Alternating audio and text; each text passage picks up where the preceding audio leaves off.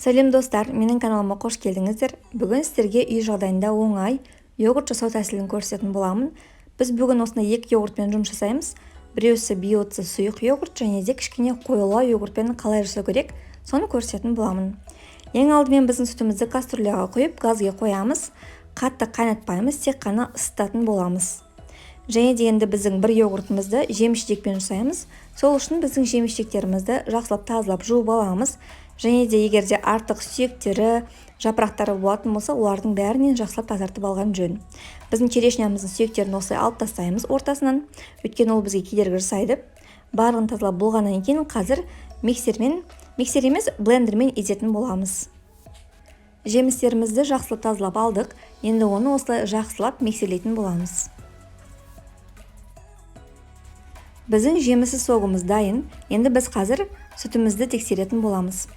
Сүтті тексеру үшін саусағымызды батырып көреміз. Сол кезде сүттің температурасы саусақты күйдірмейтіндей болу қажет. Тым қатты ыстық немесе жай ғана жылы да болмауы қажет.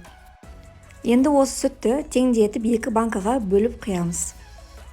Қазір бірінші банкамызға біз жеміс-жидекті йогуртты жасайтын боламыз, ал екінші банкамызға сұйық йогуртымызды жасайтын боламыз.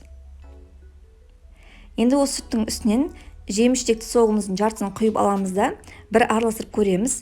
Егер де сізге жеткілікті болса, ары қарай қоспаймыз тағы да. Мен араластырып көрдім, кішкене маған түсі қанықтау емес, сол себепті қалған жеміс-жидектерді де қосатын боламын. Енді барлығын жақсылап араластырып аламыз. Жақсылап араласқаннан кейін біздің йогуртымыздан 2-3 ас қасық салатын боламыз. Мен осы жолы 3 ас қасық салдым. Және де барлығын жақсылап қатты араластырамыз.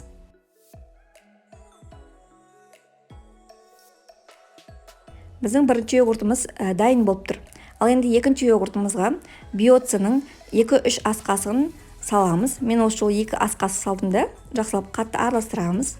Және де қазір екі банкамыздың да бетін өте қатты етіп, ауа кірмейтіндей етіп жақсылап жауып қоямыз.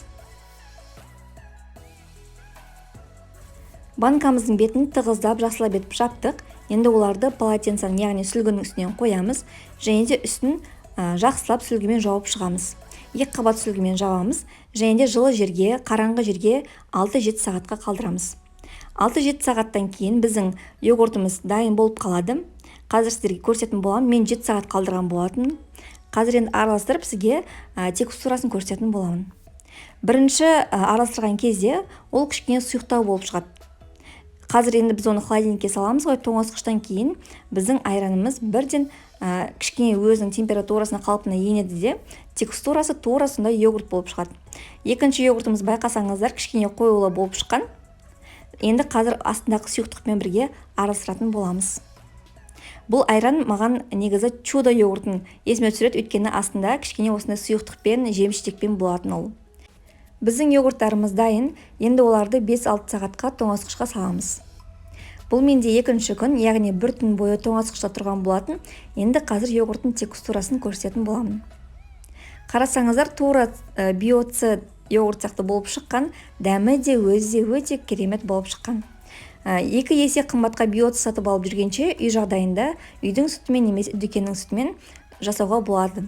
Менің қыздарым өте қатты жақсы сүйсініп ішеді, оларға мен осылай бутылкамен беремін. Сіздермен бірге болған Әйгерім.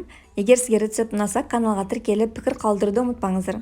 Бұдан бөлек менің каналымнан түрлі тәтті тағамдардың және де бәліштердің рецептін көре аласыздар. Келесі аптада кездескенше.